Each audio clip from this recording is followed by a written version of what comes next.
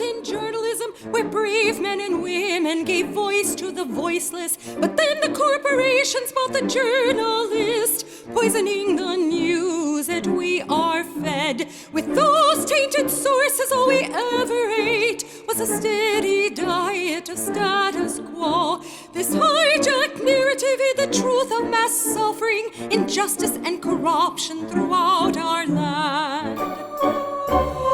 Status quo, status quo, status quo, status quo. To expose this shift to oligarchy came a band of honest journalists. They left the studio and hit the streets to give the microphone back to the people. From sea to sea, the people were empowered to share their truth. Their voices no longer stifled, reclaimed their power. Join the media revolution now.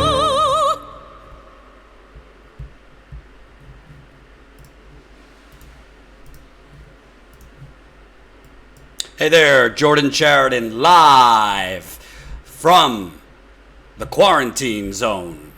It is, what's today? Wednesday, March 18th, 2020. Status Coup in the house. Let me move that up a little bit.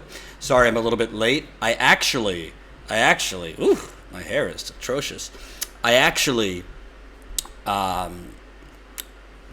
During all this madness and chaos of the coronavirus, I'm trying very hard to readjust my sleep. I've been taking a sleeping pill for a long time, and I'm trying to cut down on it. So I've been basically sleeping almost without my sleeping pill, which is tough. If you've ever been reliant on a pill to go to sleep, I'm probably not sleeping more than 3 hours straight, and then I wake up. Then I'm tossing and turning to try and go back to bed. So, yeah, I was just taking a little nap. But we got a lot to talk about. I've actually done 3 different interviews today. 3 different interviews because I got so many people reaching out after we asked for your stories yesterday. We really, really want to talk to actual living, breathing, working people who the coronavirus is affecting, not just health-wise, but economically, socially, you name it. So we got 3 great stories. Probably air 2 of them today, but definitely keep them coming if you're directly impacted by the coronavirus. Doesn't mean not only people who are positive for it, but are you at risk of defaulting on your loans? Are you at risk of not missing your rent? Is your job forcing you to come in and not ensuring safety? We are very, very interested in showing stories you will not see on CNN and MSNBC. And I got the first one I'm going to show you is really unbelievable. So I look forward to doing that. Remember, we got 220 people watching already. I need every single one of you to smash that like button. Thumbs up button right under the live stream. The more people that press that like button, the more people that will see the very live stream we're doing right now. Numbers are down a little bit. I think that is partially because less people are tuning in if it's not coronavirus related, and also YouTube just likes to suppress us. But definitely keep pressing that like button, share as well. I am getting rid of this commenter because he's already annoying me. Thank you very much. And all right. Also, we are now at. Let me actually change that number with the new sign up we just got. We are now at 1,860. 1,860 Status Coup members. Let's get a couple more of you to sign up today. Statuscoup.com/join. Join us for as low as $5 a month. We still have to grow. Even though we're not going to be on the road for a couple weeks as all this is going on. Obviously, Jen nor I are any different than you. We have to be careful to not contract COVID-19 as well. So, Bernie Sanders Bernie Sanders. And by the way, just to break the suspense of the headline, you're damn fucking right Bernie Sanders needs to fight on. I am not calling for Bernard Sanders to drop out of the presidential race. In fact, I would like him to stay in all the way. All the way. And I know, the neoliberal class are not happy with me. They're not happy with people that advocate Bernie stay in. They rigged the election for their guy, and now they want you to gracefully exit and fall in line and give him a back rub. Rub Joe's hairy legs that he said he loves children loving. Well, I'm not doing that. I'm not doing that. And I think Bernie Sanders should stay in, and I have a lot of reasons for that. But before we get into that, and remember, this is a super chat. This is a super chat. I need you to support us. Even if you're not feeling super, fake it. Just fake it. So I want to show you what I think. Anat, my lovely girlfriend, are you familiar with the term gaslighting? Yes. Gaslighting. Well, Rachel Maddow has been gaslighting America for the last 4 years, having a visual nervous breakdown every night about the scary Russians. You know, the Russians could hack into our grid and, use the polar vortex to get rid of it, get rid of us all, freeze the country to death. I think last night was just unbelievable gaslighting by Rachel Maddow and the whole entire corporate media. If you could stomach it, bear with me for a minute. Here's Rachel Maddow after Bernie's losses in Arizona, Florida, and Illinois. Whose kind of landslides in. Wow. Thank you, buddy. Thank you. I will say this is the place where these two stories come together, right? Yep. That we're talking about this primary, we're talking about the coronavirus disaster and America's handling of it. One of the things that is really serious public health consideration is what is going to happen with these primaries around the country.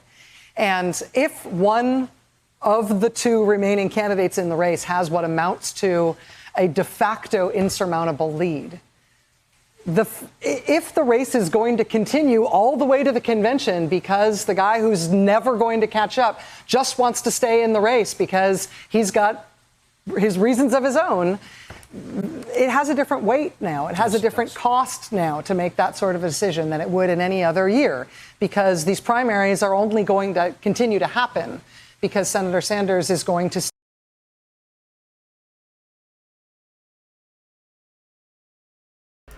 It was so terrible, my screen went black. It was so terrible, my screen went black. Hold on. Let me fix that. La-da-dee, la-dee-da. What will be, will be. All right.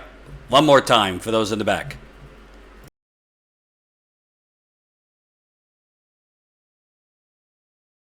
We're talking about this primary.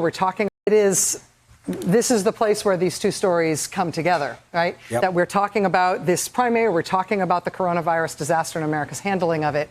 One of the things that is really serious public health consideration is what is going to happen with these primaries around the country. And if one of the two remaining candidates in the race has what amounts to a de facto insurmountable lead, if the race is going to continue all the way to the convention because the guy who's never going to catch up just wants to stay in the race because he's got his reasons of his own, it has a different weight now. It has a different cost now to make that sort of a decision than it would in any other year, because these primaries are only going to continue to happen because Senator Sanders is going to stay in the race, even if he does have a de facto insurmountable lead. And so it will be his decision that forces these very difficult public health decisions on all of these states in terms of whether or not to go ahead with these primaries if there is no hope of him really seriously challenging for the nomination. You're so right to say that. And it's a terrible thing to say. Yeah, but it's also the reality that we're living with right now. And talking to all of these governors and mayors tonight about the hard decisions they've had to make and the hard decisions they're making going forward about what to put at risk. It's just stakes like we've never seen before. Absolutely. Yeah.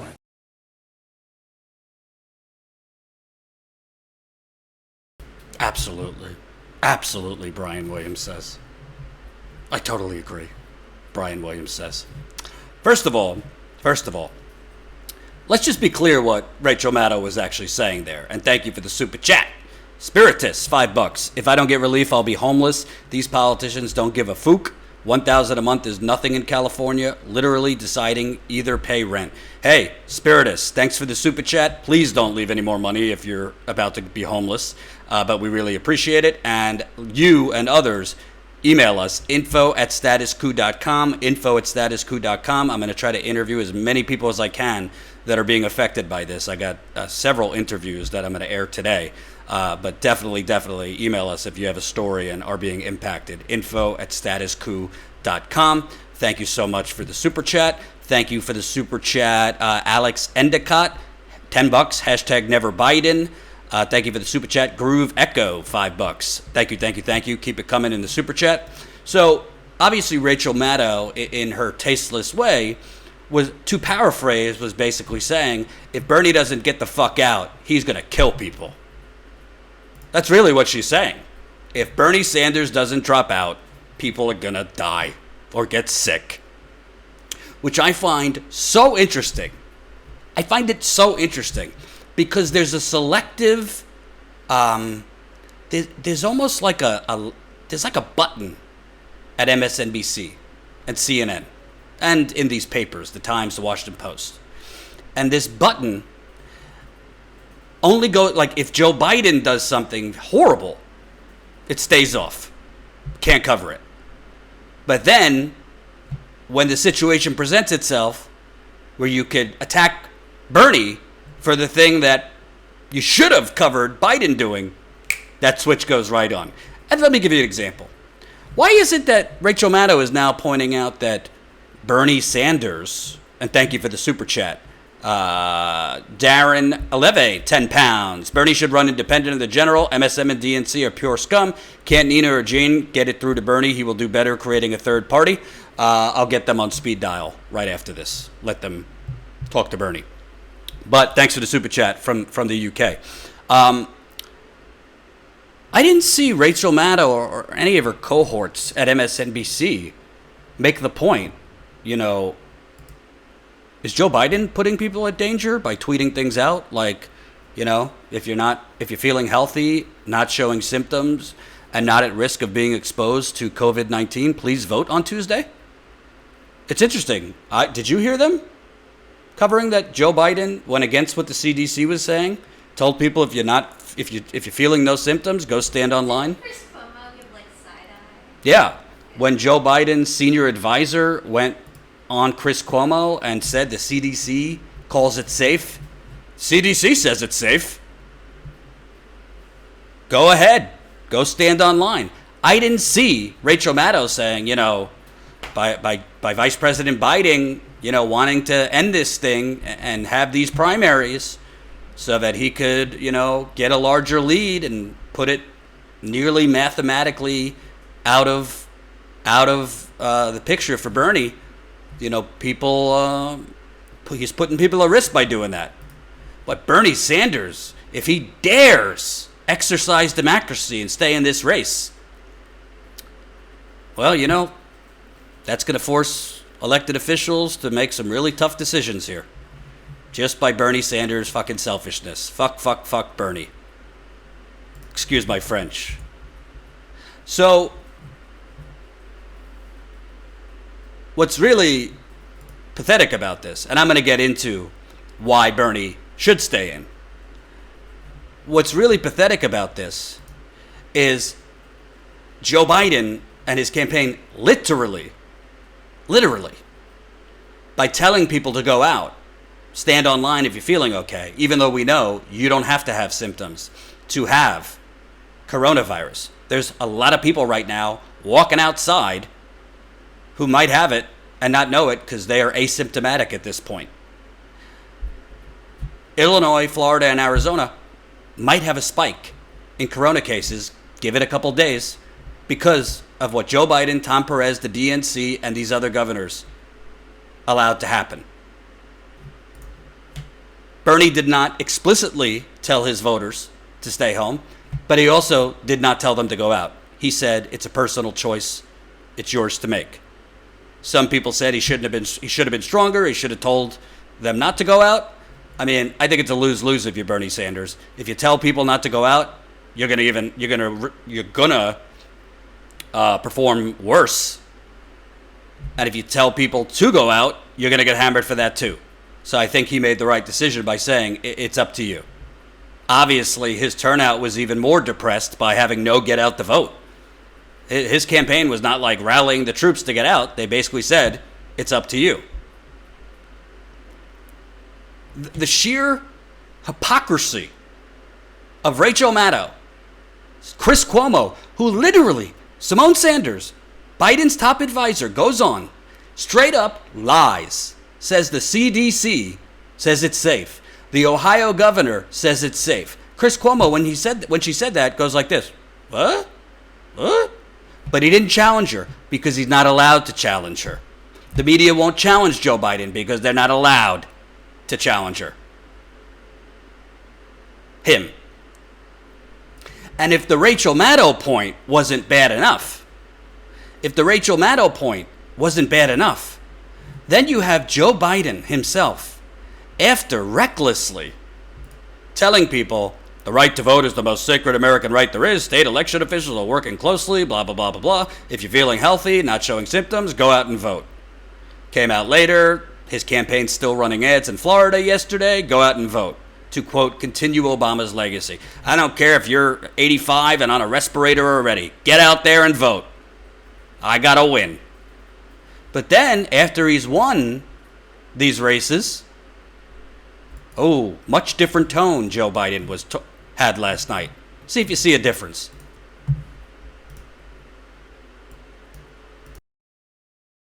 And taking the recommended precautions and talking to the docs if you have one. Taking the recommended precautions and talking to the docs if you have one, to keep your social distance, to slow the spread of this virus.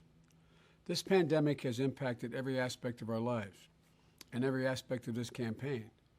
But most of all, my heart goes out to all of those of you who have lost a loved one, to those who have contracted the virus, to all the brave Americans who are working harder than ever to help their neighbors, and all those children that are home from school that are worried and don't know quite why. The recommended precautions and talking to the docs if you have one, to keep your social distance, to slow the spread of this virus. This pandemic has impacted every aspect of our lives and every aspect of this campaign. But most of all, my heart goes out to all of those of you who have lost a loved one, to those who have contracted the virus, to all the brave Americans who are working harder than ever to help their neighbors, and all those children that are home from school that are worried and don't know quite why. Doctors, nurses, EMTs, and public health officials, as well as the frontline emergency workers like firefighters and dedicated folks working to keep the shelves stocked in the grocery stores. You know, tackling this pandemic is a national emergency, akin to fighting a war.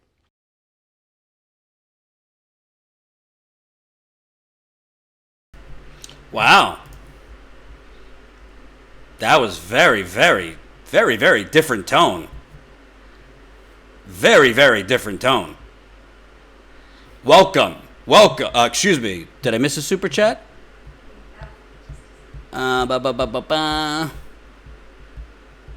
Where are you? Tina Sergio, $5. What about the down ballot candidates? Do they have to drop out too? Bernie dropping out doesn't stop the elections. Hey, Tina. Did you see me off the top say, fuck no, Bernie shouldn't drop out? Give me a hot minute. No, I don't think anyone should be dropping out. Someone else wanted me to ask you, Jordan, Bernie registered as a Democrat as well as independent before the campaign this year.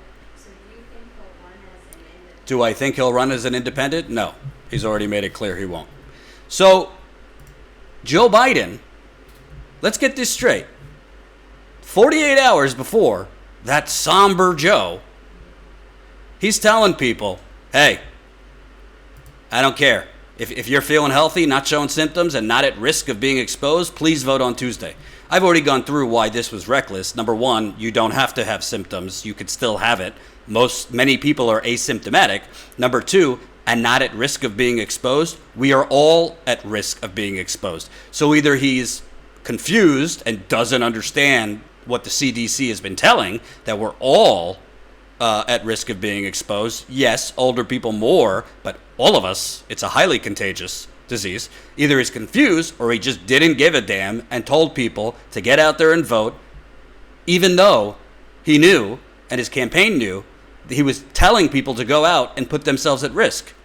But then, after he won these elections in Arizona, Florida, and Illinois, and yes, I know people have complaints and think it's all rigged, and we'll get to that too.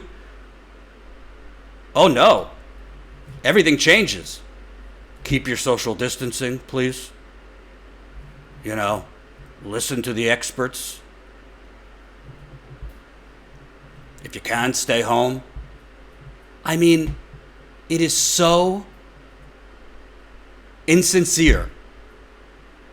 You and your campaign, Tom Perez, literally, with the guise of, we have to exercise our democracy. Democracy can't stop because of a deadly, contagious virus. And by the way, when they say, it's a tough decision, when Rachel Maddow says, it's a tough decision for elected officials to make, no, it's not a tough decision at all. It's a highly contagious virus, and your job as a public official, your number one job as a governor, is to keep your citizens safe. It's really not a tough decision, and it's sad that a Republican governor of Ohio, a Republican, had more courage, had more conviction to postpone Ohio's primary than the Democratic governor of Illinois and other governors, including Tom Perez of the DNC. So, obviously, Biden's campaign did not care. They recklessly told people to go out and vote. The media did not call them on it whatsoever. And now there's a media narrative starting to go around. Rachel Maddow started it. I saw some other people tweeting it. By Bernie staying in, his little revolution might kill people, because politicians and governors are going to have to keep these primaries going when Bernie has no chance. Well, to that, I say, no, Bernie staying in this primary isn't putting people at risk. Bernie would call on these primaries to be postponed. Bernie would call for all of these primaries to be mail-in ballot, or come up with another way. Where, Joe Biden says we're the United States of America. There's not a damn thing we can't do. Come up with another way. Whether you have to vote online, mail-in ballots, and, at this point, it would have to be very careful about leaving your home, going to drop it off. It would have to be very controlled, where it's not a mass congregation of people dropping off their ballots. But why should people in Wisconsin not have the right to vote for Bernie Sanders or Joe Biden? Why should people in Pennsylvania not have the opportunity? Why should people in New York? Why should people in there's a whole lot of other states that haven't voted. West Virginia. And to me, just so I could be consistent, and thank you for the super chat, Darren Aleve, £5. Any chance U.S. 2020 election will be canceled / postponed due to corona? Local elections and London mayoral election have been postponed. No, the U.S. is a for-profit capitalist operation rather than a country, so it won't be postponed. The DNC literally just showed you they're willing to put people's lives at risk, including their older voters, to elect Joe Biden and keep the money train flowing. Thank you for the super chat, Darren Aleve, £10, $10. Even in the crisis of corona, when GOP are outflanking Democrats, Bernie, who has preached for political revolution, won't run independent in the general when he will win. Yeah, this has been a struggle with Bernie forever. He's refused to run as an independent, which goes to, I think, his biggest weakness. He's a revolutionary figure trapped in a Washington, D.C. Politician's body. And I got an email today from somebody who I like, I won't name names, saying, stop criticizing Bernie. Listen, my job is not to be a Bernie bro, okay? I like Bernie Sanders. I'm a big Bernie guy, but like when he needs to be criticized, I'm going to criticize him. I'm not an activist. I'm a journalist. So I've disagreed with a lot of things Bernie has done. So if that bothers you and you don't want to watch us because I dare criticize Bernie, I'm sorry, but I can't be emotional. I have to be objective and call it like I see it. So, you know, he should run as an independent, but he won't. He is, for whatever reason, Bernie Sanders was never willing to be the leading figure of a hostile takeover of the Democratic Party. He wanted to win on the ideas, which is a very nice concept. But the truth is, you gotta play dirty to win. That's just politics. He would not go as negative as he needed to. He would not go as negative as he needed to go on Joe Biden. And all the things Bernie Sanders wouldn't do against Joe Biden, Donald Trump and the RNC are just waiting to do them. And they're going to be effective because Joe Biden is a weaker candidate. If you could imagine a weaker candidate than Hillary Clinton, Joe Biden's it. Joe Biden is it. And keep it coming in the super chat. By the way, as a reminder, Status Coup ain't shutting down. Definitely. If you got $5 a month, sign up, statuscoup.com/join, statuscoup.com/join. You can become a member for as low as a cup of coffee a month. Super, super important for us to keep growing. We're close to 2,000 members, and can't really get into it, but there's some new developments that are coming up in the next few days that I think you guys are going to like. So I think Bernie, and I want to be consistent because I don't want to be a fair weather progressive here. The reason I called for Elizabeth Warren to drop out is because she had no path and she was blocking the only progressive left in the race, right? Elizabeth Warren had no path and she was blocking the only progressive left in the race, okay? So that's why I wanted her to drop out. That's why I told Tulsi Gabbard, some of you don't like it, should have dropped out a long time ago. Sorry if you have Tulsi blinders on, but she should have been out weeks ago. And she did cost Bernie votes in some of the states, Tulsi Gabbard. But I don't think Bernie Sanders should drop out because who is he preventing from advancing? Joe Biden? Okay. If Bernie Sanders staying in is preventing Joe Biden from taking a much needed 3.5-month nap before the convention, getting his cognitive functioning somewhat together, if that's what Bernie Sanders staying in is preventing Joe Biden from doing, too bad. It's not Bernie Sanders' job to give Joe Biden a additional 4-month cushion before competing head-to-head with Donald Trump. And let's be clear, highly, highly unlikely Bernie Sanders is going to win the nomination. I'm just keeping it real. Short of a health issue for Joe Biden, short of an epic collapse, not physical, but figuratively a collapse, some type of cognitive malfunction that is so egregious it spooks the living hell out of the voters in the next states. I don't know if the media would actually show it if it happened, because they are literally covering up as we see Joe Biden fading. Welcome new Status Coup member Lace. Woohoo! Lace, welcome to the media revolution. Lace. We are now at 1,861 Status Coup members. But I think Bernie Sanders should stay in because I don't think as progressives we need to gracefully step aside for a candidate that does not have our best interests at heart whatsoever. I think as progressives, Joe Biden, if he wants your vote, he has to earn your vote. And it's gonna require a lot more than pledging progressive things on the Democratic platform. Love you, Bernie.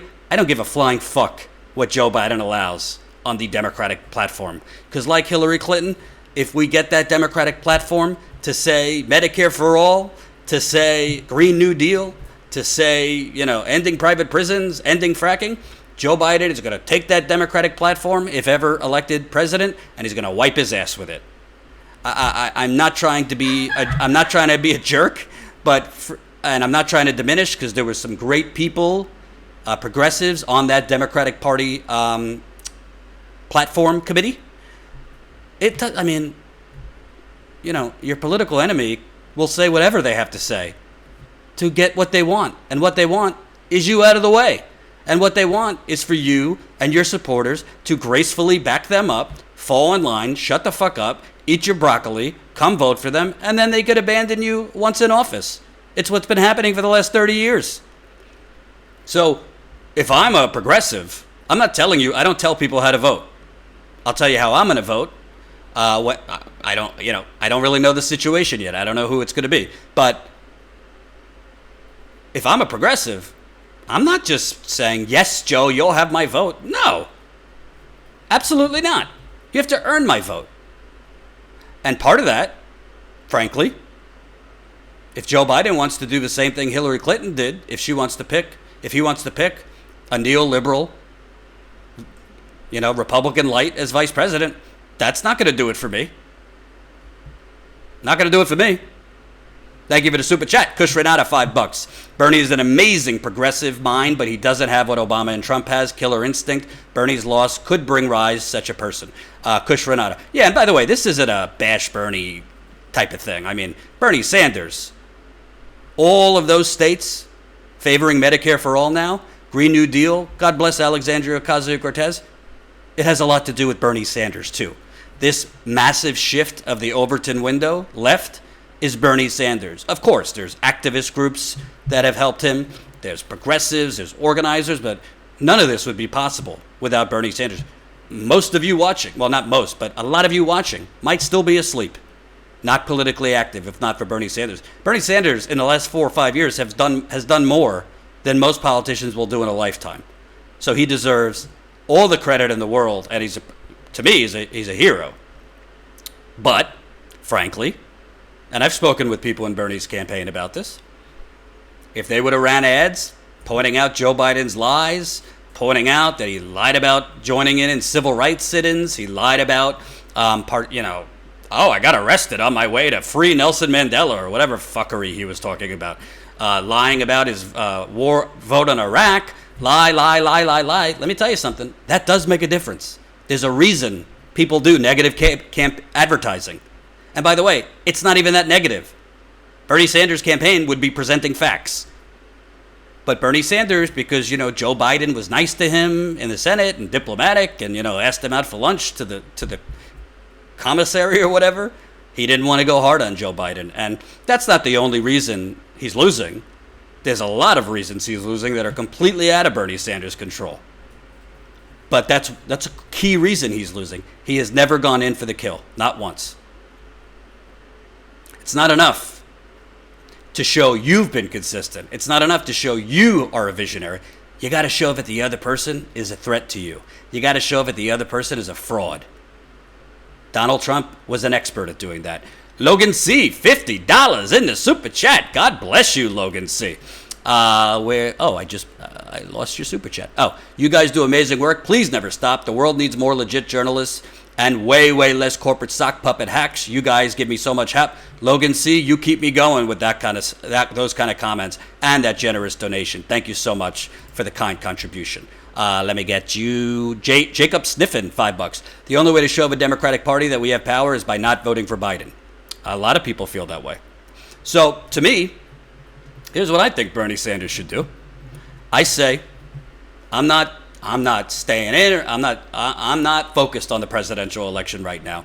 My campaign remains the same. Our organizers are going to be doing what they've been doing, which is communicating with the American people. We are going to keep communicating. My campaign will keep communicating on the urgent need for Medicare for all, ending Green New Deal, all of these things. And I, as a United States Senator, will be leading the fight to make sure Americans, all Americans, well, not the billionaires, all Americans get the universal basic income they need, the direct cash payments they need, the paid sick leave they need, ending freezes on evictions, foreclosures, all of that. Bernie Sanders has actually a great opportunity as a United States Senator to take this leadership. Joe Biden ain't in the Senate. And again, I'm not going to lie to you. I don't think he's going to win the nomination, short of a disaster for Joe Biden. But Bernie Sanders, right now, as a presidential candidate, has the microphone and the camera to basically point out these things that we're doing right now shouldn't be temporary. These things that we're doing right now, and by the way, in one of the most pathetic state of affairs you will ever see, and it really says a lot about the corporate Democratic Party. Donald Trump is further left right now than Nancy Pelosi and the Democratic Party. President Trump just ordered the suspensions of all evictions and home loan foreclosures. The Democratic Party has not. And Donald Trump did a great job. He moved to Hillary Clinton's left on a lot of things. Of course, he didn't mean any of it. But right now, Donald Trump is going to be a progressive hero because he wants to get reelected. That's the truth. Whatever his motivation is, he's doing the right thing here. And oh, by the way, as Donald Trump is further to the left than the supposed Democratic Party, and by the way, I don't like Donald Trump, not singing his praises, but credit where credit is due, this is the right policy. While Trump moves further to the left, here is the Democratic Party. As Congress considers the next steps, the Speaker believes we should look at refundable tax credits, expanded UI, and direct payments, but they must be targeted. I don't even know what any of that means. Refundable tax credits? People don't need tax credits. They need direct money in their pockets now. Targeted? What does that mean? What is it? I don't even know what that means. As Sharkabadi, used to be Ocasio-Cortez's chief of staff, tweeted out, no, timing matters more than precision right now. Every day that businesses don't get cash, more get laid off and more take out payday loans they can never repay. It spirals out of control. If there is Republican support to give cash, stop being the debt hawks blocking it. Couldn't have said it better myself. I mean, you're really in some weird, like, up is down, sideways is when Mitt Romney is further to the left than Kamala Harris. Kamala Harris is like, yeah, at least $500 to people, which will maybe pay for your emergency toilet paper order because they're probably going to price gouge things starting soon because this is the United Corporations of America, after all. And by the way, keep signing up. We're now at 1,861. Oh, we just got another new member. Welcome to the Media Revolution, Marie. We are now at 8,862 Status Coup members. And we're going to get back to Bernie. I want to get back to Bernie, but I think this is a good segue. Because Status Coup, as always, is doing things a little bit differently. Even though we can't travel right now, obviously I don't want to risk myself. I don't want Jen to risk herself. We're still going to be talking to the people. We're still going to be giving the microphone back to the people. So yesterday, I put out a little call to action for coronavirus stories. And not, just people that are sick, but people that are economically threatened right now. The most vulnerable. People who are being forced to go to work by soulless capitalists that signed their checks. And I got a lot of submissions already. Sorry if I haven't gotten back to everybody. So I want to play the first interview I did with a guy from California named Nathan. It is truly astounding when you see Nathan's story, how many Nathans are there right now in America. Just wait for this. Sorry, it hasn't been edited yet. This is just a raw interview. We will add bells and whistles tonight and repost it.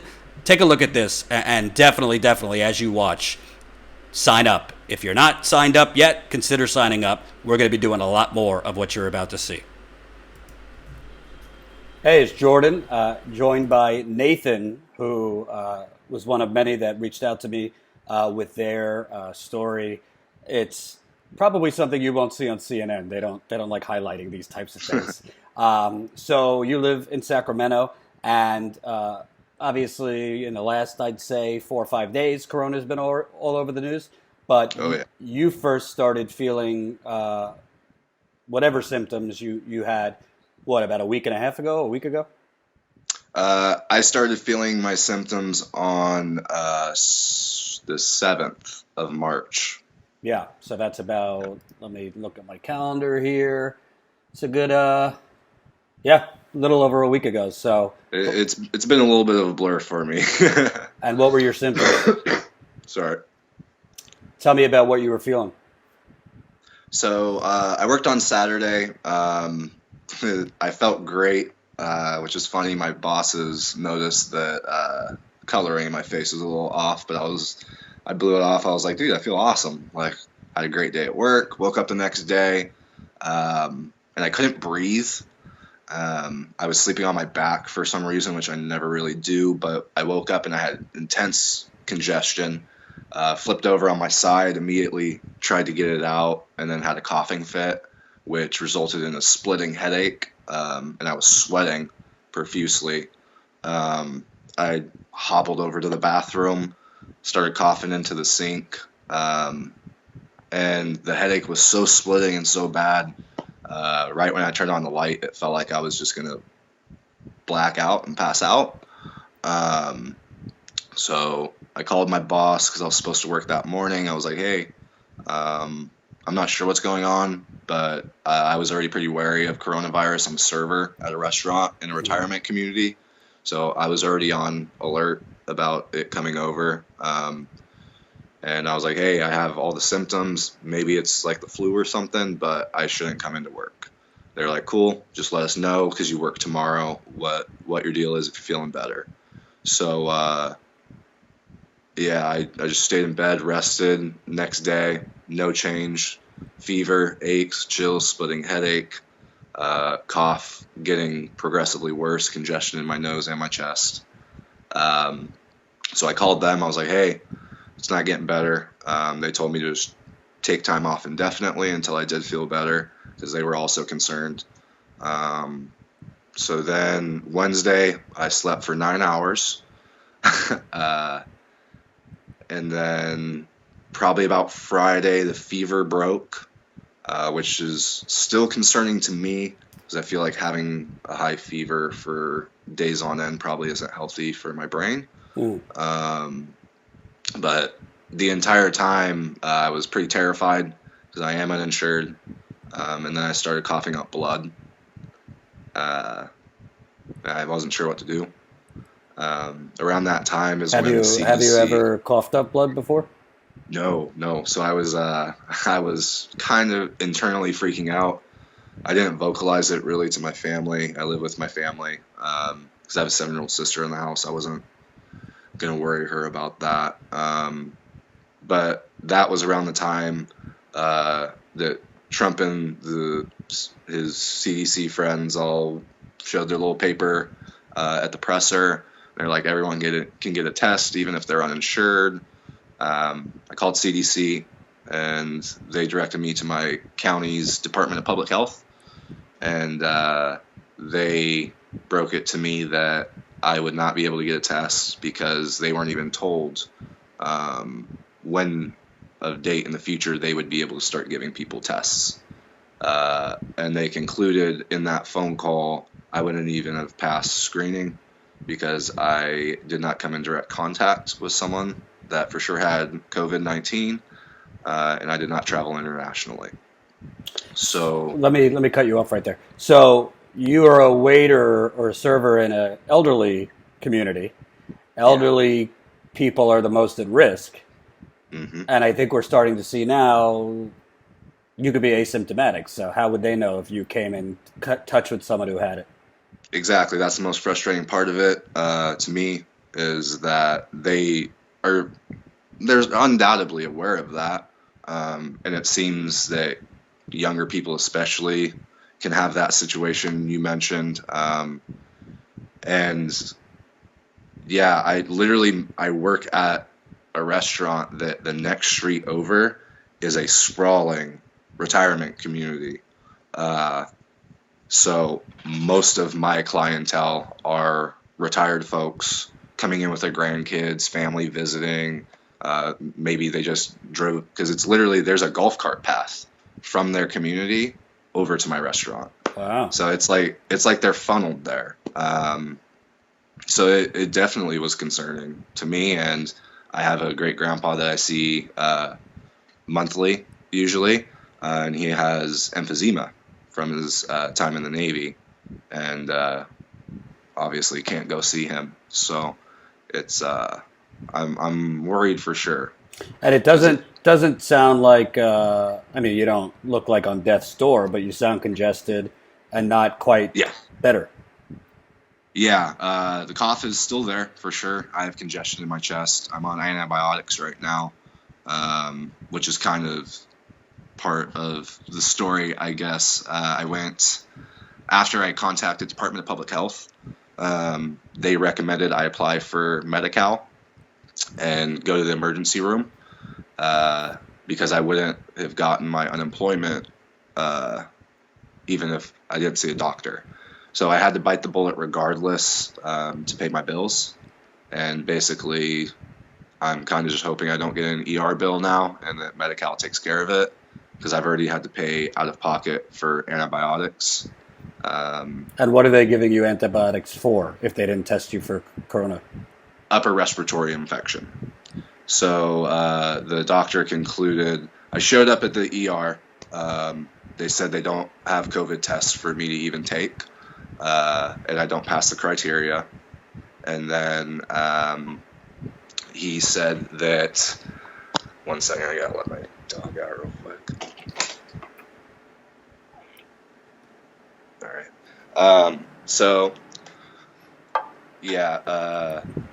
He said that having those symptoms for about a week resulted in me developing an upper respiratory infection from coughing constantly and having coughing fits. So that was the result of what I believe was COVID-19. They wouldn't test me. Well, what is the criteria? I mean, you're coughing up blood and I don't know, you seem pretty young, so.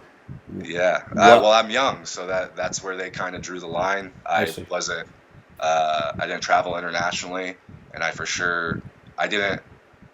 couldn't pinpoint for them if I did meet someone with COVID-19, but I did tell them I was a server, so it's possible that I did bump into someone without knowing, but that wasn't good enough for them.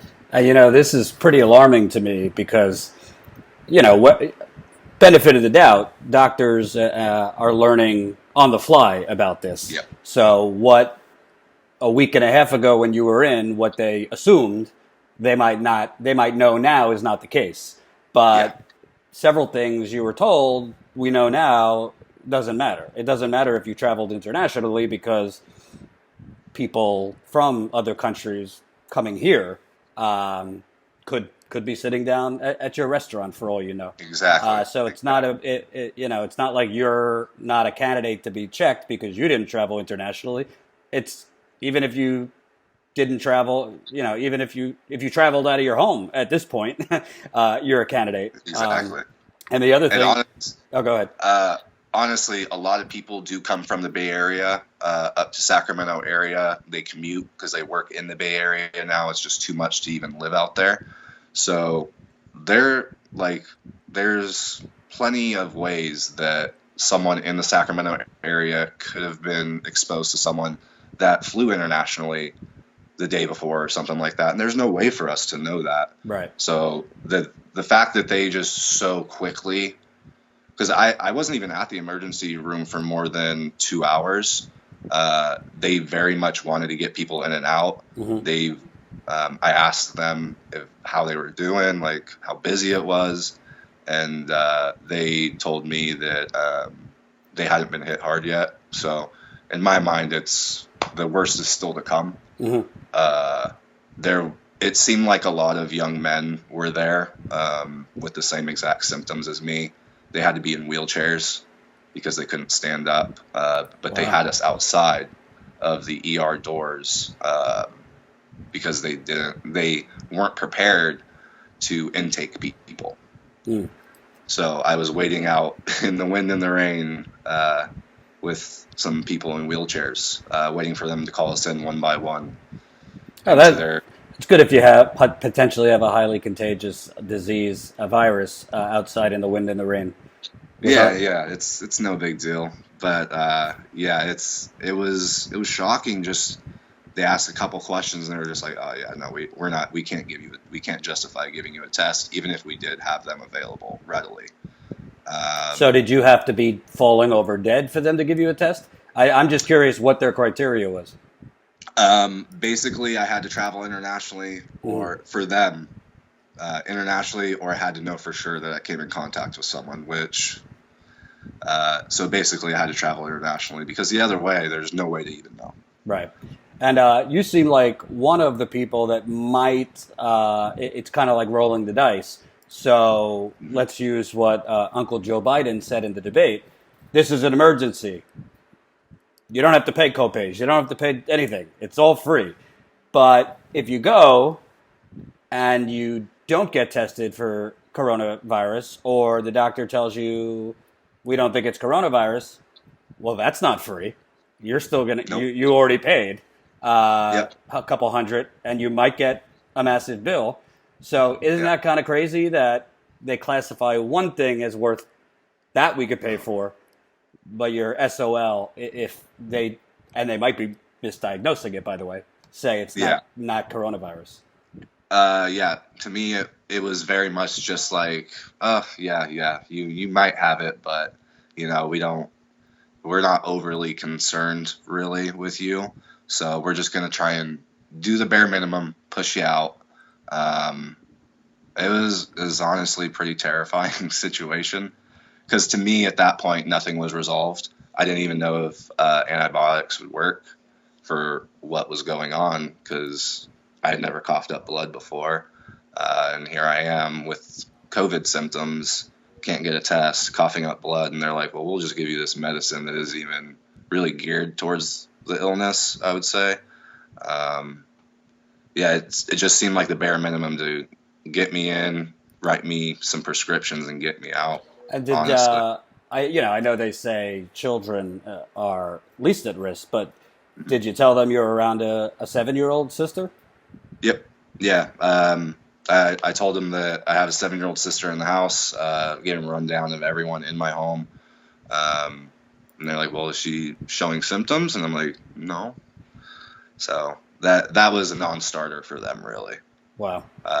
To me, it seemed like there wasn't a lot of in-depth education on what they were actually looking for. It just seemed like they were trying to treat a flu. It was disconcerting for sure. Mm-hmm. And the fact that people like Uncle Joe Biden, literally during the debate and after saying things like that, when I went into the emergency room and I had to prioritize medication, the doctor gave me 3 prescriptions. And right when he gave them to me, I was like, I'm going to be honest with you, man. I'm not working. I'm probably not going to get these medicines because I can't afford it. And he just baffled look on his face. He didn't understand that thought process. And I was like, dude, I have bills.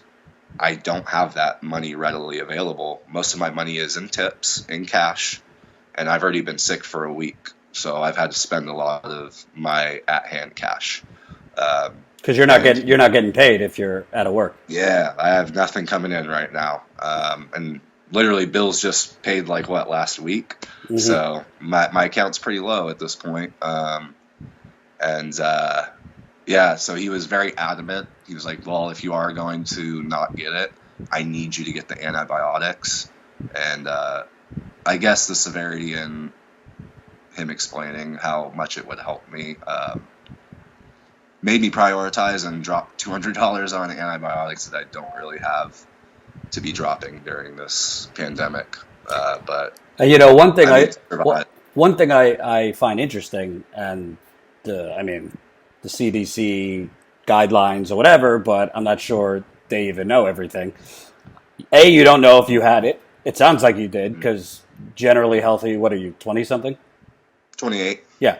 Generally healthy 20. Work out every day. Yeah. Generally healthy 28-year-olds don't feel fine one day and the next day coughing up blood. But, yeah. All right, you're on antibiotics, but you're obviously still coughing a little bit congested. So what if, I don't know, 2-3 days from now, you're feeling good enough to like go out, assuming there's not like a shutdown. I don't know. I don't know. Do you still have the remnants of it? You might still have the remnants of it, and you might be standing on line next to an old person, or So it's kind of because there are people in Japan, actually, it's been reported, that have been recontracted it after recovering from it. So, see, that's a terrifying thing for me. Is just how dismissive they were, and how they're not even willing to follow up.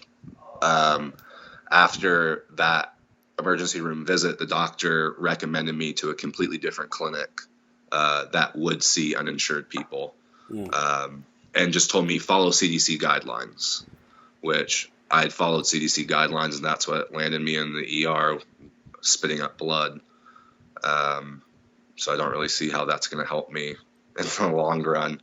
And honestly, if it gets to the 21st where I'm actually, my doctor's note says I'm allowed to like go back to work and everything, if I'm still congested like this, I'm going to be straight up with my boss and be like, I don't feel comfortable coming in, because it's not worth it to me to kill other people just for myself. So I'm going to be in it.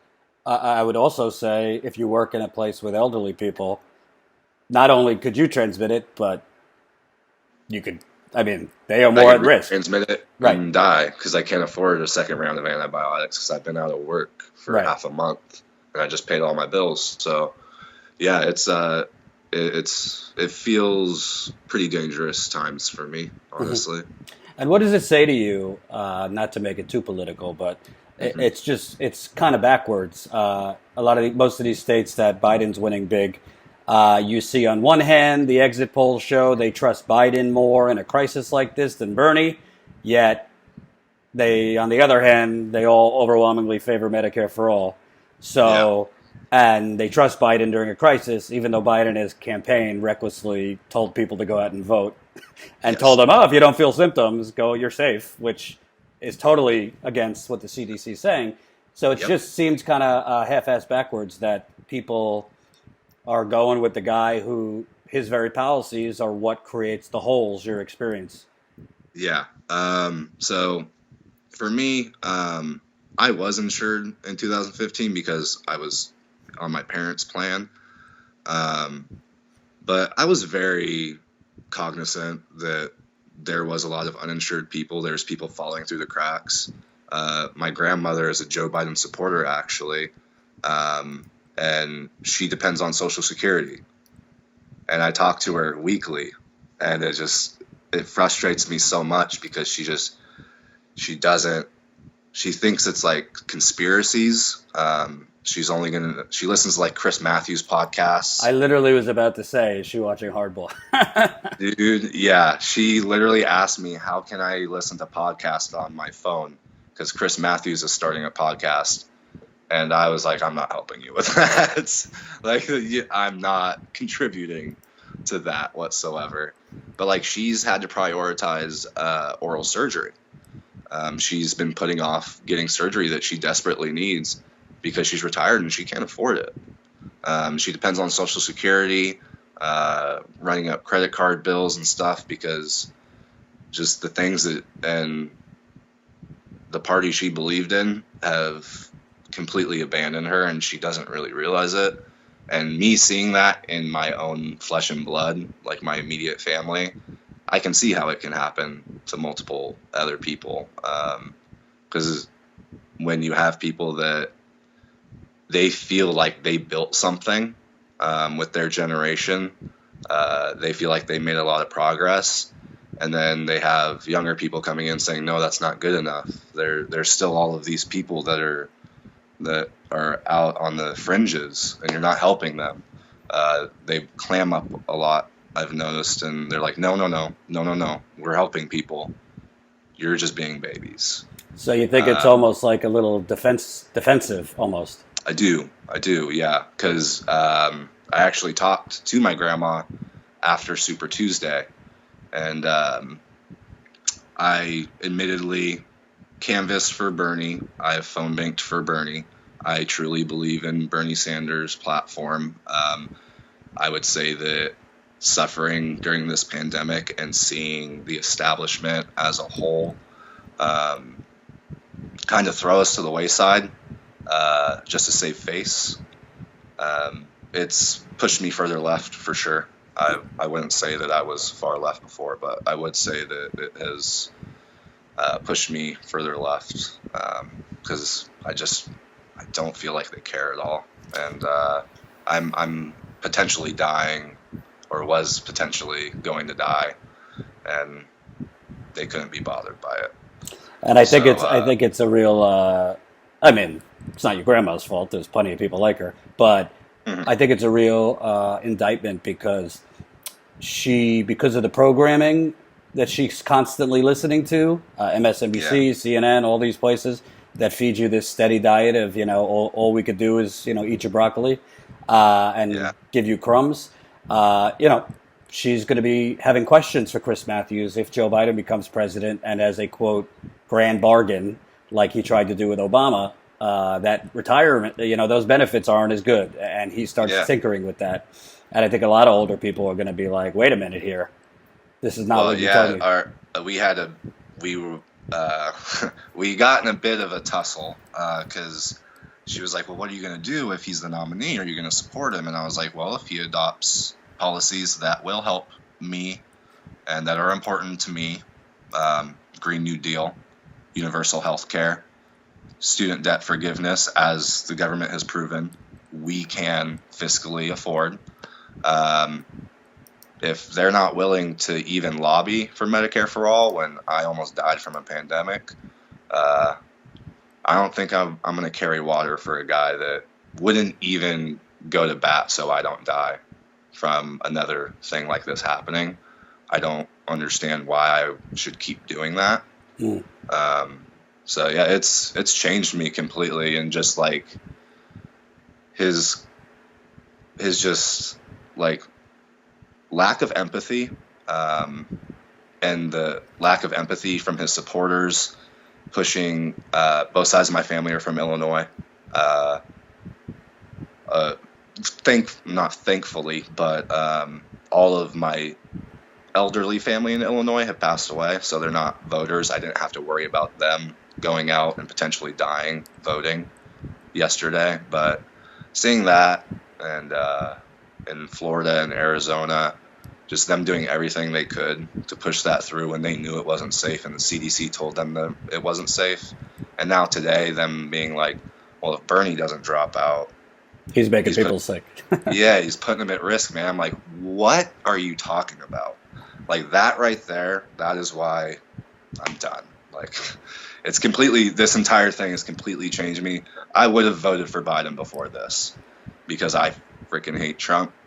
But if he's not going to help my Palestinian friends go back to their family home, if he's not going to stop putting kids in cages, deporting kids, DACA isn't enough for me. I'm sorry. That's the bare minimum. Yeah. Thank you for reaching out to me. I'd like to stay in touch to make sure you don't die. I appreciate that. And definitely do whatever you can. You're not the only person who's going to have massive bills for no control over it. But definitely keep in touch so we could update the audience. Yeah, of course. And if you have any follow-up questions or need anything from me, feel free to reach out, Jordan. All right. Thanks, man. Thank you.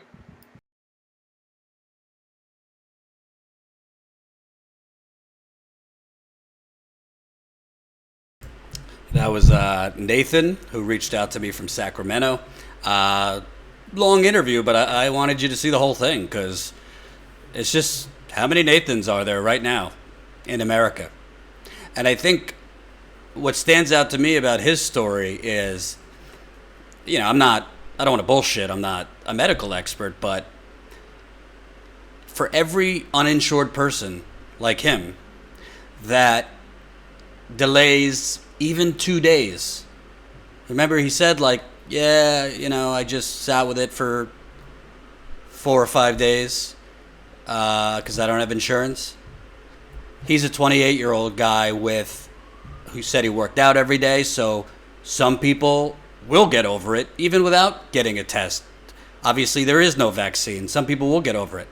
But what if it's a 45-year-old or a 55-year-old, no insurance, who's like, I'm not bankrupting myself, has a fever for days, and then, like Nathan says, fine, I'll bite the bullet, and goes.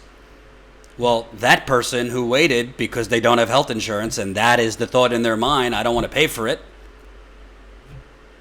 that person waiting an extra couple days could be the difference between them not being able to fight it off. I'm not trying to dramatize, but that's the truth. Every doctor will tell you every person is different. So how if one person could fight it off by just sweating out a fever, and he's still not well, clearly. He's coughing, congested. And by the way, I'm not a doctor, but first of all, you're not a healthy 28-year-old. All of a sudden, you're coughing up your lungs, you're feverish, you're coughing up blood. He said he had aches and chills, which is the symptoms of coronavirus. He works predominantly, the people who eat at his restaurant are elderly people. I don't know. It seems like that would be the coronavirus. Could it have been just the flu? Maybe, yeah. Should he have had tests?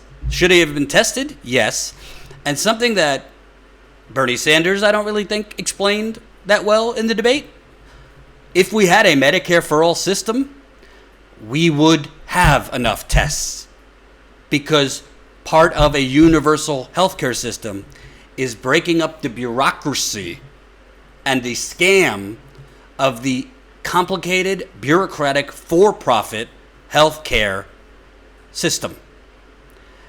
And that by having the government as the main provider, not only do you dramatically increase research and development, the government's ability to research for drug breakthroughs rather than leaving it to private companies, but you have enough funding to prepare for a pandemic, to have enough testing, to take immediate drastic action where you don't have to rely. Trump is bringing these corporate CEOs out like strippers at the press conference a couple days ago. Come on down, Walgreens CEO. Come on down, Target CEO. Come on down, CVS CEO. Come on down, Quest Diagnostic. Instead of having to rely on for-profit vultures to, in a mad dash,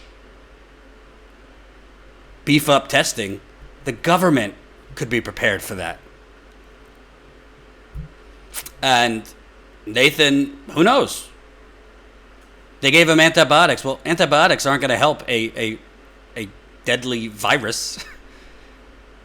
Maybe they'll bring down your fever, but that doesn't seem like the right treatment. And honestly, I mean, it's not his fault, but he's got a 7-year-old sister. So let's say kids aren't at risk to die. You don't want a child around this virus. It could affect their immune systems if they contract it. Not to mention, if he's coughing up blood, I'm no, Sanjay Gupta, but that's probably not good for your lungs.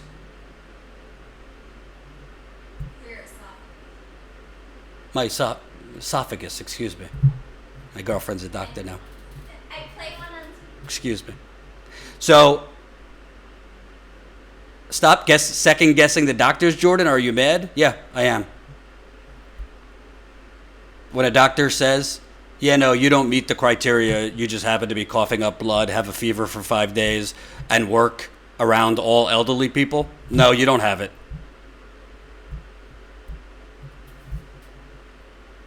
And by the way, sorry to burst your bubble, the doctors don't always know. This is they're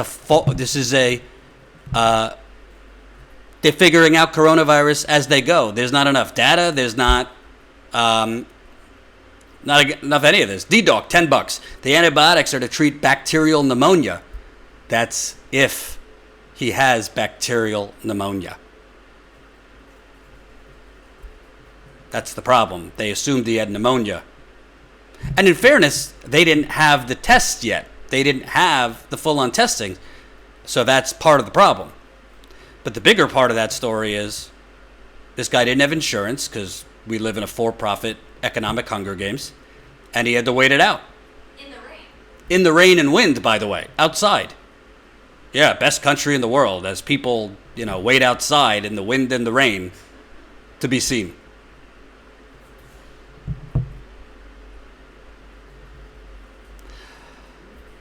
I ask you kindly, keep signing up as a Status Coup member. We're going to be doing a lot more stories like this. StatusCout.com/join. We're now at 1,861. We were in a real momentum writing period there. We grew over 700 members between Iowa, New Hampshire, South Carolina, Nevada, California, Michigan.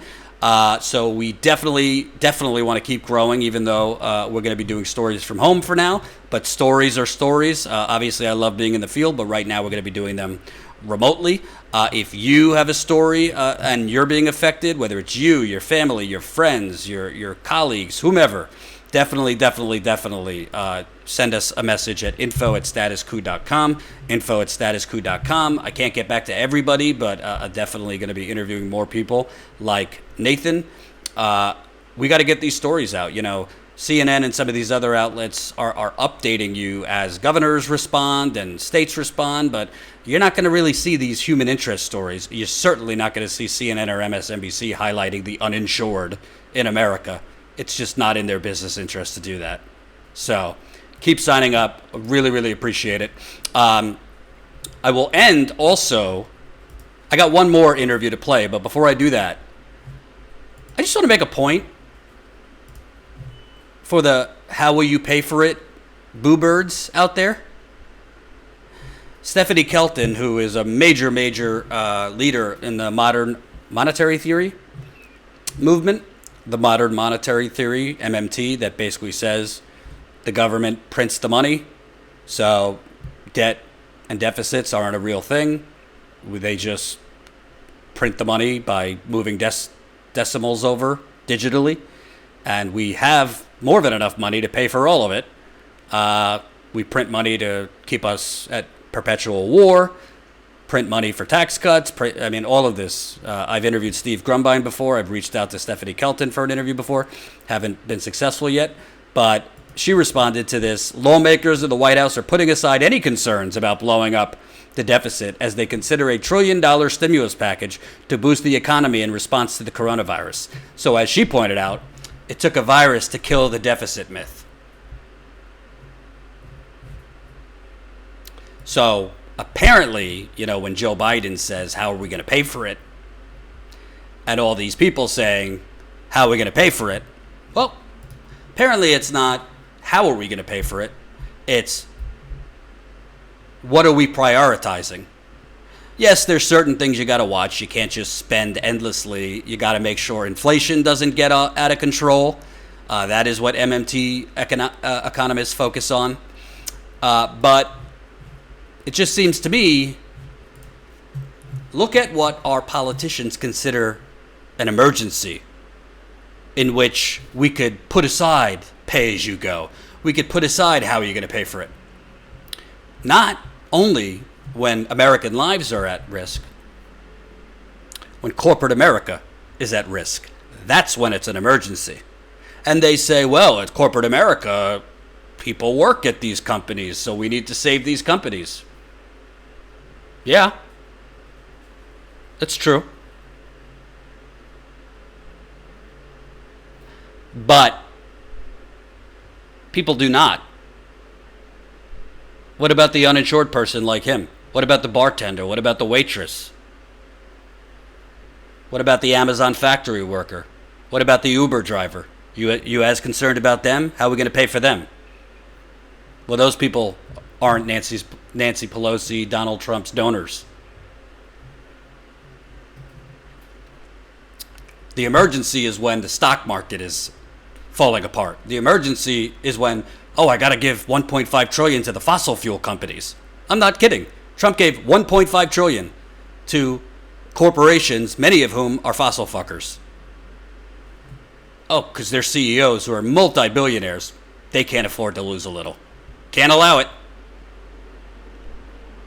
Andrew Carlson, $10. Jordan, would you vote for Trump if his administration signed true UBI, school loan debt relief, and Medicare for all bills, meaning the policies are in effect beyond our current crisis? No, I would not. Nope.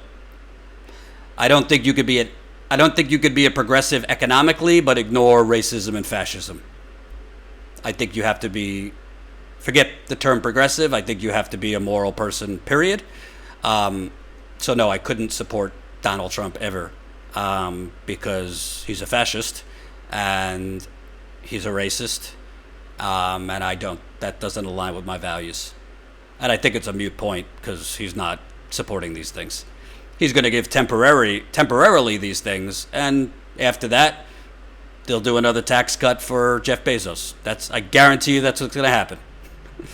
After the immediate, if Trump gets reelected, they'll do another round of tax cuts for the rich. So no, I would never vote for Donald Trump. Sorry.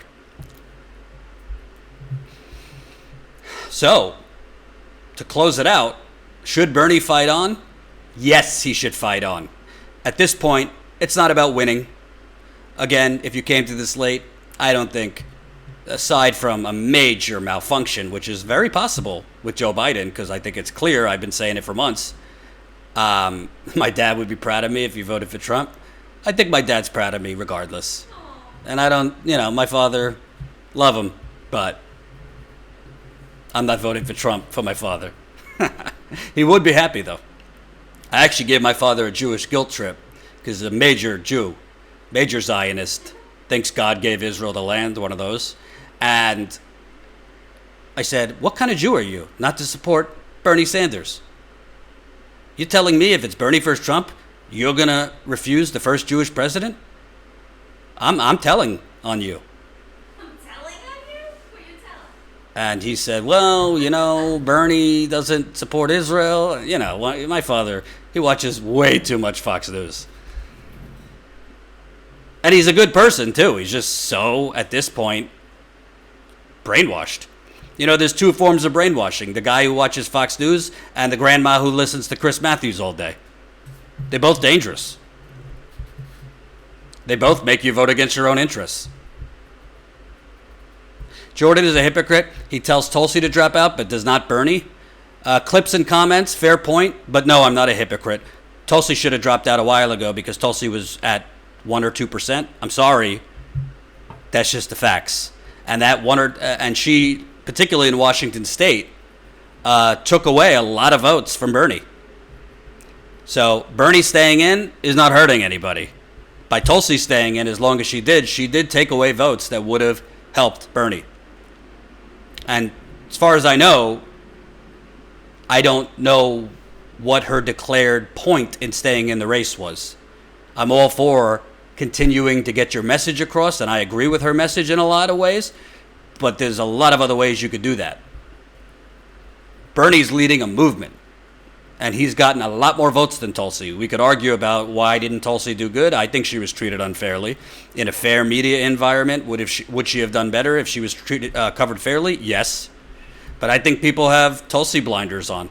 And to tell you the truth, I'm not telling Bernie to stay in because I think he's going to win. I don't think he's going to win.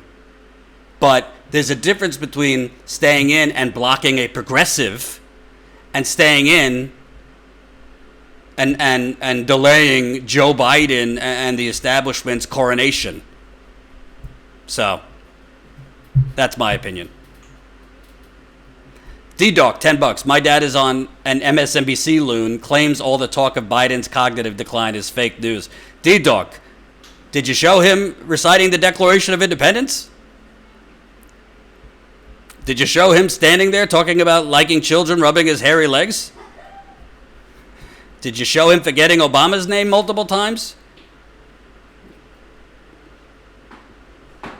I mean, I'm telling you. I think we got to round up everybody, not everybody, because we got a lot of viewers who are of this age. I think we got to round up All 65 and older people, once coronavirus is over, bring them to a resort, close the gates, and just blare Status Coup. Close the gates, we'll feed them, and just blare Status Coup. They probably, to get all of that establishment nonsense out of them, Status Coachella, they're probably going to need at least a week. We'll feed them. They'll have lodging. And we're going to blare Status Coup. We'll throw in Democracy Now!, Kyle Kalinske, Jimmy, all of them. I think that would be great. That's actually a good idea for a commercial. So before I end, I want to play one more interview about a Corona story. And again, we really, Status Coup is not slowing down. If you have the funding, if you have the ability, sign up, statuscoup.com/join, statuscoup.com/join. Become a member for as low as $5 a month. I want to show you this story because I think this individual, who we kept certain things anonymous to protect his job, there's a lot of people like him out there too. Take a look.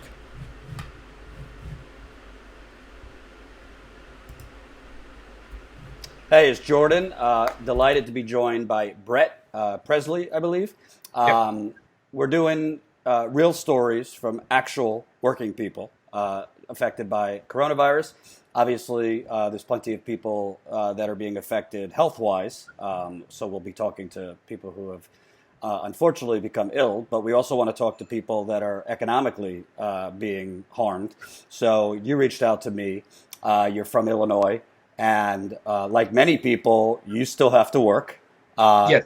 in a relatively busy place of business. Can you kind of describe for the audience what you do, and is your company, let's say, being flexible with this coronavirus? Yeah, for sure. So I live in Bloomington. You could also throw Bloomington Normal in there as well, because we also have the College of ISU. There are a lot of grocery stores in town, along with some of the bigger chains like Target and Walmart and Meijer. And so this all kind of, because there's a lot of competition, I should just say, in a very close proximity. So it all kind of started on Thursday the 12th, when everyone started kind of like picking up, and like this really kind of got the ball rolling at our store. And then Friday the 13th, I believe, is when Trump announced wasn't that the day that he declared like the national emergency? Mm-hmm. Okay, so when that happened, everyone at the store, I wasn't there those 2 days, but I had friends texting me from work saying that there's something crazy going on. And normally here in the Midwest, it only gets kind of crazy during like summer, and if there's about to be a big snow, is when people start kind of not necessarily hoarding, but they kind of overshop just in being prepared. But this was something like we've never seen. And so people were overbuying and people were just starting to really freak out. And when it came down to it, people were suddenly working so many days in a row. Overtime was being spread through.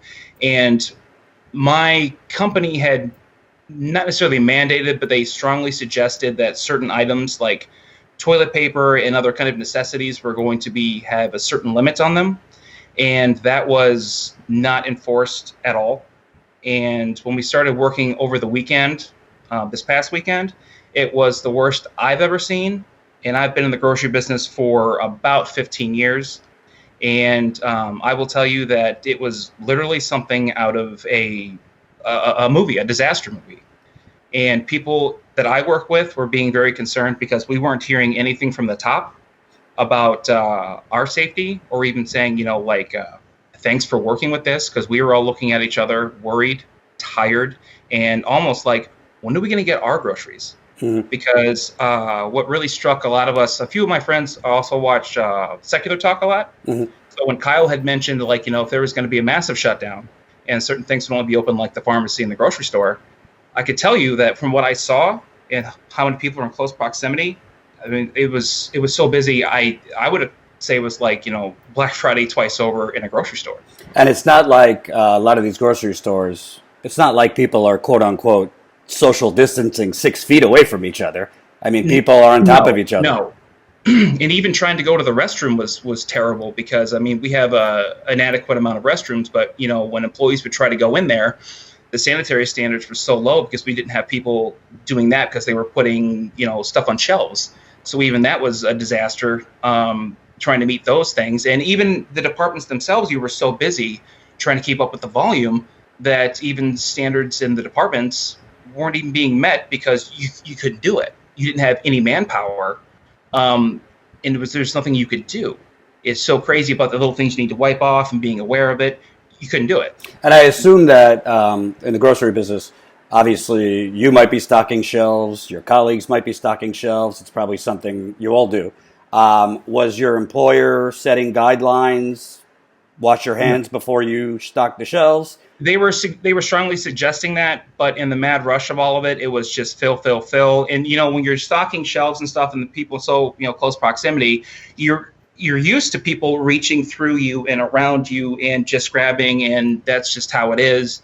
And it was a disaster. And all the people, the employees who I work with in close proximity, they're all kind of looking at each other like, someone here has this, or we're going to get it. And a few employees were just like, it's going to happen. Because if one person gets it, especially at the store, everyone knows, it's very obvious that if one person gets it, it's done. And, you know, obviously Chicago, a lot of people take transit. This isn't Chicago, but do most of the employees drive to work, or do some of you take the bus? Or you know? Majority just drive themselves. Okay. For sure. And we were one of the only stores at the time that still had supplies, I should say, or food, because a lot of the stores were being shut down because they had just completely run out of stock. Mm-hmm. And a lot of people were waiting in line early in the morning for the store to get more supplies. And then as soon as we got it, you know, I remember we had toilet paper delivered, and it wasn't a very big shipment, but someone had told me it had sold out in 37 seconds. And the other thing that bothered me was on Sunday, I was looking around and I barely saw any elderly people, mm-hmm. which made me kind of think of, what are they going to do? And it got to the point where some of the perishable departments, like meat or seafood or something, you know, with how many people go to their counter and whatnot, it should almost be roped off because of how many people go there, and try to not necessarily ration, but make sure people get enough to go around. And because people were buying like it was doomsday preppers. Right. And it's just crazy. And, you know, just to protect your job, we're not going to say which grocery store this is, but sure. What did you or your coworkers express any concerns to managers or the bosses about? Yes. And it was basically just kind of like, throw your hands up. We kind of don't know. It'll be fine. You know, they'll get some stuff. It'll die down. But as far as I can tell from getting messages, it's it's not dying down, and I'm not surprised that it's not dying down. But we did get well, actually, I should backtrack a little bit. I didn't get a message through my managers or through like an employee email, but I did hear through word of mouth that we were supposed to tell HR if we were leaving the state, and that's about as far as it went. And they were still pushing, you know, wash hands and do all the other, you know, things. But now they're going to be closing the store at night as of last night, and they're going to be sanitizing the store, and our store hours have cut down to try to minimize, I guess, the spread, which is good, but that's as far as I've heard now. And I saw an article on Reddit that, and granted it's Reddit, but about hazard pay for people that work in the grocery store. And that's actually something that kind of caught my eye. Not that I'm looking for a giant pay boost for no reason, but I mean, it's there because everyone is horribly scared. And I have 2 small kids, so I'm really worried about catching something because it's coming. Because, for instance, I took my kids this past week to the pediatrician because our schools are shut down for 2 weeks. Right. And I took them to the pediatrician, and of course, as a parent, I asked, and you know, we've got a doctor who's been around the block, and she said that she's positive it's here in their office, and we go to a pretty decent peds office, and she says they're not ready. Wow. And I assume in the grocery business, it's not like you have a vibrant paid sick leave. If they shut down the store, you're not getting paid, I assume. No. To my understanding right now, no, we're not getting shut down. Or we don't get any paid sick time off. I'm sure if I was to call and say, you know, I don't feel good, I would get the time off. But any sick leave pay, to my knowledge right now, no. It's Right. just, good luck. Right. And, what I find interesting also is I'm not defending the grocery store at all, or the managers, but it is kind of, there's been very little guidance from the federal government. Just now, Sure. they're getting a little bit better with these daily press conferences, and Trump seems to be starting to pay attention. But, Sure. To your average manager, either at a restaurant or a grocery store, not to defend because it doesn't seem like they have a lot of empathy, but Great. they probably don't really know what to tell you to do, or it's kind of the chaos of like trying to make sure you can manage the herd of people in there, and that often doesn't set up a great situation for let's take our time, social distancing, one person come up at a time. So it seems like even if managers don't give a damn about their workers, which is usually the case, they probably don't know what to do in this case either. Right. And I mean, you could even look at things like, since I've been doing it for a while, I look like, we don't even have, I don't know this personally, but I look around, I don't even know if we have enough sanitized wipes to wipe down cart handles, door handles, just all this kind of stuff in general. And you just look at a grocery store and it's just like shopping carts. Yeah, shopping carts, the freezer door handles, everything you touch. And if we don't have enough in the store, I don't know if we're getting enough for our supplies, which normally runs hit or miss. And I mean, that's not a knock on anybody, but. And do you see in this, obviously on a day-to-day basis, mothers come in with their children, sometimes sitting in their cart. Is that still going on? Yes, absolutely. And we see a lot of that. Everyone and anyone's coming in. I see multiple people, the same people in a day coming in to get multiple things. And it's not just, one or two items, of course. I'm seeing carts and carts of things going on. And the other thing that usually happens, too, is we're very used to the beginning of the month with, food stamps. And we see that, I believe, on the 1st and 15th, it's broken up for the grocery business to kind of not overwhelm us, I believe is the case. And, someone can quote me on that. But it's looking very desperate, and we're not used to our shelves being so low, and it looks frightening. And in my opinion, I don't know what the solution is, but if one grocery store goes down, granted, we do have a lot in proximity, but there needs to be some kind of plan, because even if we do like online shopping and people can maybe make some kind of an order and they pick up that order and we kind of stop some kind of a flow from coming in, or, have certain mandated hours for elderly, which I think is a good idea, because the amount of people that were in there, they can't handle that. There's no way. But also the problem with online shopping now is you got to get a certain window of time that they will deliver. Sure. And, my girlfriend and I looked for online delivery, and there's no times available, probably because there's a million people. Stopped doing deliveries, and it's just pick up only, which is great. And even and I understand the conundrum with it, and it's a hard problem to solve, but I just feel like, the employees feel just kind of very alone, and we feel very vulnerable. But again, I also understand that there's no real solution for us, but we feel like we're just kind of on the front line, just hoping we don't get it and doing our best to try to combat it, because we do want to help feed people, and we want to make sure that, when I see kids there, I want to make sure they have their milk, their toilet paper, all the necessities, because this weekend when we sold out of toilet paper, it got to the point where people were buying napkins and, just anything to survive. And it's not funny, but it's kind of interesting to see how people's instinct kicks in. It's like, well, oh, fine, toilet paper, fine, napkins, the hell with it, napkins. Mm-hmm. And so they're buying any and everything, and it feels so much more real when I'm seeing people buy it compared to watching it on the news. And I'd like to ask, there's different proposals going around right now. The Democrats, Kamala Harris was talking about $500 I saw that. For the month, which is laughable. Trump, I think, is talking about $1,000, which wasn't Romney's better? I think Romney's was about 1,000, maybe a little more. Bernie, of course, he's proposing 2,000 a month. But for you, I don't know how many expenses you have, but we're not talking about 1,000 for you. We're not talking about 1,000 on top of your paid sick leave.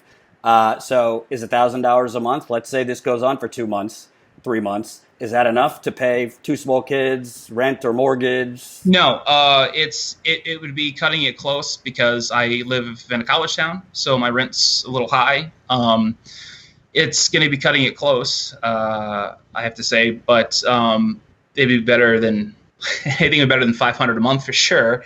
But I'm still waiting to see, because my wife, she works for an optical company, and they just kind of got the suggestion, I think yesterday, that they should shut down, as a suggestion, because I heard that some dentist offices now are closing.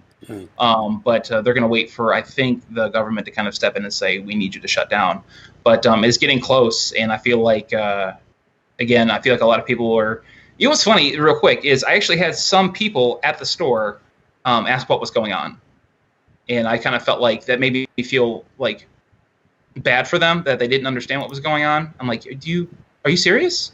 Which made me feel bad for uninformed people. But real quick, going back to the other thing is, this is becoming more and more real, and it's becoming more and more scary. And I think she's going to be okay with her job. Her company is a smaller company, so they do a good job of taking care of their people, and their CEO is a very understanding person. So we're lucky with that, but the people that aren't lucky with that, I feel horrible for. Because I have a friend who works for, he manufactures cars, and he kind of doesn't know what's going to happen. So we were talking about that earlier, about the, proposed, universal income and what he's going to do. And he's already kind of starting to get things together today to sell. And he doesn't know if he's going to be able to sell them because people might not have the money to buy what he's selling. Right. So, and he's worried about groceries, and that's his main concern right now. Because do you know if Italy or anybody else is putting a freeze on utility costs or anything like that, or is that just not being happened right now? Because I know they did mortgages. I think so. Can't say it for sure, but I thought I heard that.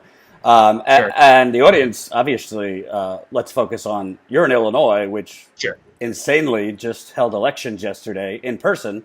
So Yes. I'm not a doctor, but I would assume you might see an increase in Illinois, Arizona, Florida, which had people going in.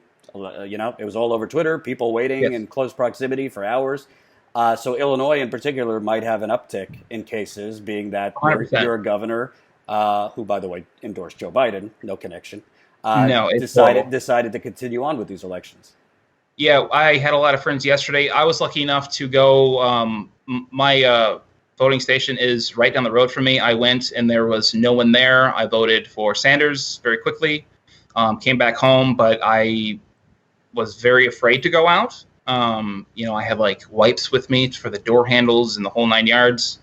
But a lot of my friends yesterday closer to Chicago were absolutely terrified to go out. And they were also Sanders supporters, but a lot of them roughed it out to vote for Sanders because it was so important. And a lot of them were absolutely disgusted that JB voted or endorsed Biden. And Tom Perez also, they were absolutely disgusted that he kept the election going because of everything that's been going on in Illinois. Because everyone right now, there have been no cases in Bloomington. There was a couple that was on their way back from the cruise that was quarantined, but they were stopped in Georgia from coming back to Bloomington, and they were quarantined again.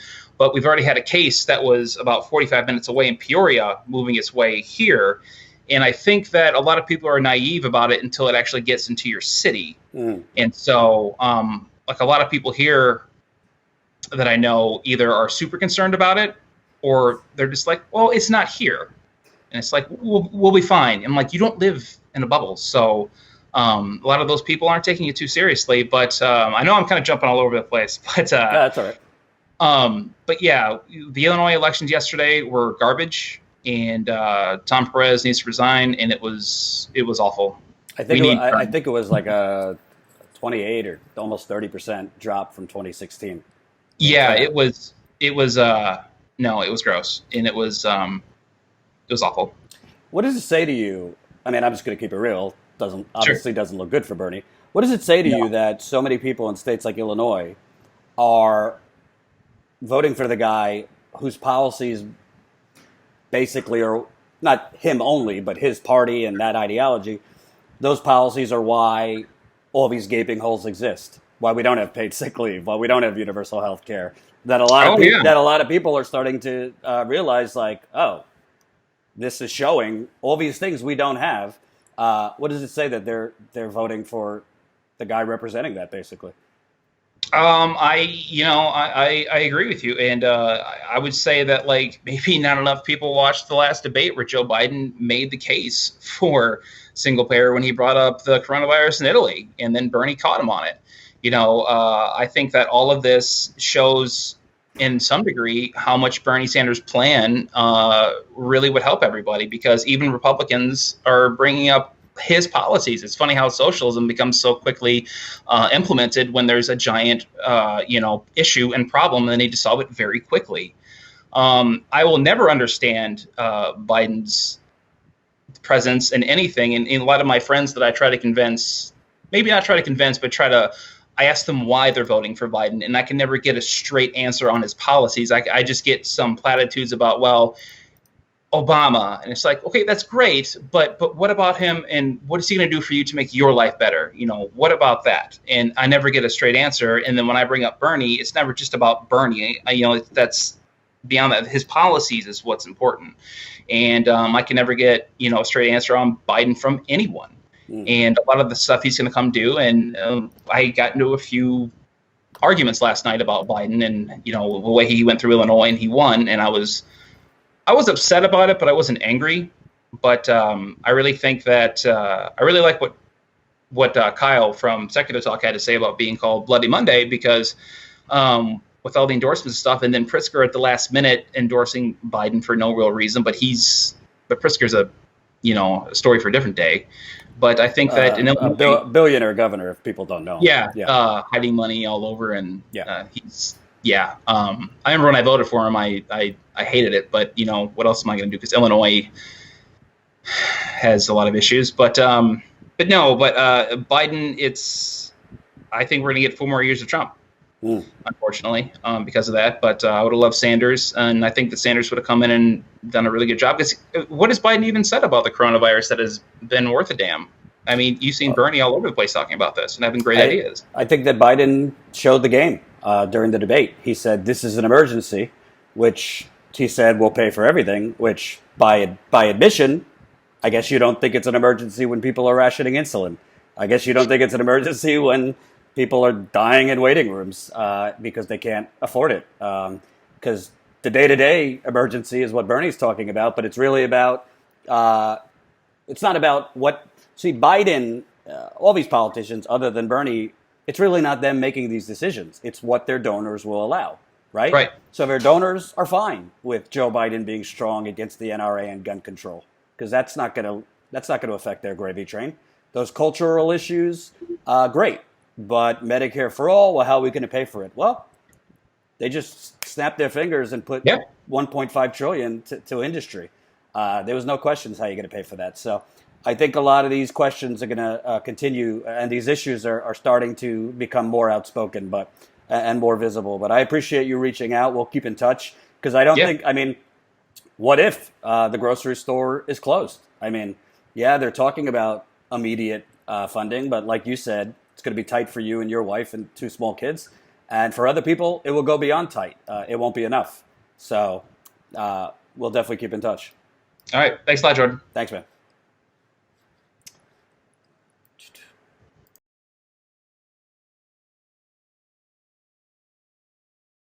Touch, because I don't think, that was, I'll leave his name out because I don't want him to get in trouble at work. But that was a young guy from Illinois, works at a grocery store, and having to work in a busy grocery store with not enough sanitary relief at all. So that's it. If you like those kinds of stories, we want to do more of those. So again, send in your story. Obviously, we're all affected. I'm talking about people that are really in the trenches. If you're being forced to go to work, if you are facing, not being able to pay your rent, mortgage, car payments, all that stuff. Any interesting, unique struggle you're dealing with because of coronavirus. We want to show the stories that are certainly not going to be told in the corporate media. Just email us at info@statuscoup.com, info@statuscoup.com. I definitely can't respond to everybody and interview everybody, but I'll do my darndest. Jen will be doing some interviews as well. We got another interview for you tomorrow, and I'll keep doing that. And while that was playing, we got a new Status Coup member, so welcome, new member Andrew. We are now at 1,862, and I just did the math. I don't know why I never explained it like this. You could become a Status Coup member for 16 cents a day. That's $5 a month, 16 cents a day. You got 16 cents a day for real, independent journalism? I think you do. If you don't, that's okay. But if you got 16 cents a day, statuscoup.com/join. I'll be back tomorrow. Be back earlier if there's any breaking news. Thank you for watching. Remember, definitely spread the coup. I know there's a deadly pandemic, but tell your friends, tell your family. There's a lot more people at home right now. So definitely spread the word for people to check out Status Coup. I think they'll like what they see. Have a good night.